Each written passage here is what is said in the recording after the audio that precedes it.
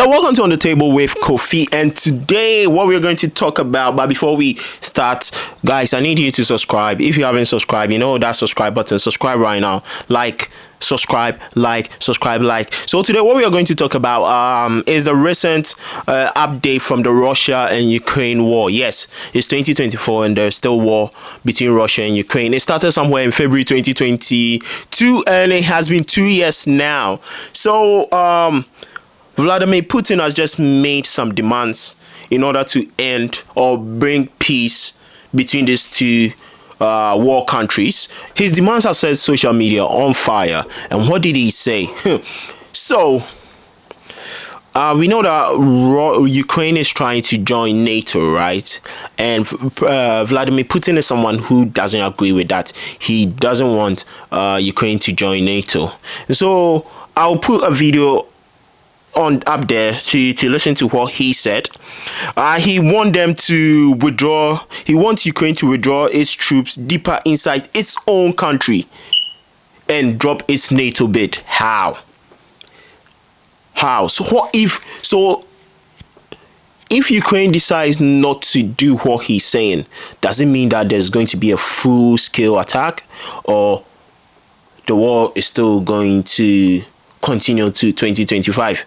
There has been one of the longest wars I have experienced in my lifetime, and it's not looking good. A lot of families have been displaced, lives have been lost, a whole city has been brought down, nice places destroyed, and I think it's about time that these two countries sit down and find a common ground. Because if you look at the history between Russia and Ukraine, they have more similarities than differences, right? So I feel like there should be two countries that should be able to coexist and say that, yeah, this is what we're trying to do, yeah, so let's stop this, let's do that, and let's have peace.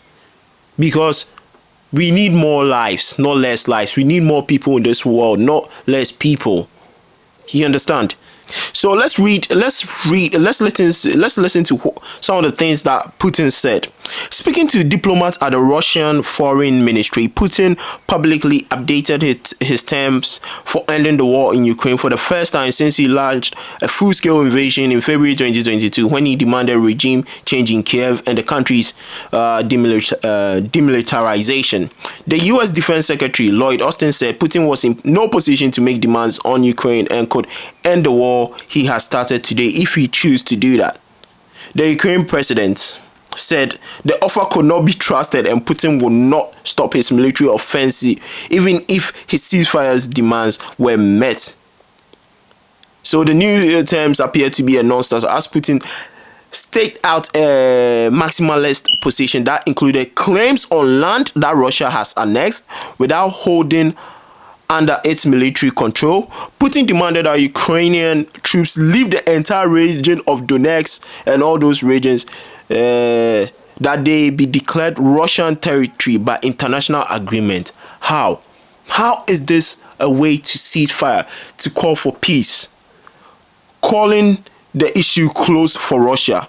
As soon as Kiev says it's ready to make this decision, begins the actual pullout of forces from those regions and formally declares the abandonment of its plans to join NATO, we will instantly, that's what Putin is saying, we will instantly, that very second, order a ceasefire and begin negotiations, Putin said. He also demanded that the West drop all the financial sanctions against Russia as a precondition to ceasefire. This week, the U.S. expanded sanctions on the Russian banking sector, currency trading on the largest. So Russia is facing some deep heat because the sanctions are too much. And Putin is not happy with that.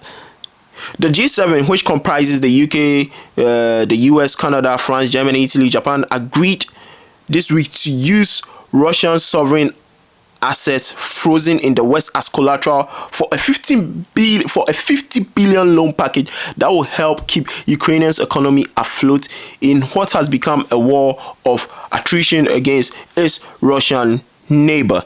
Guys, so there's a lot going on here.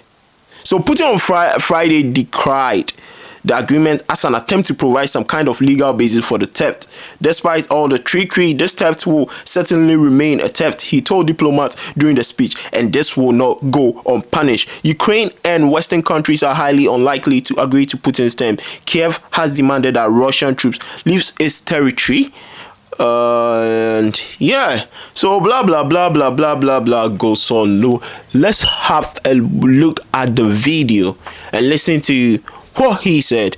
And эти условия очень простые.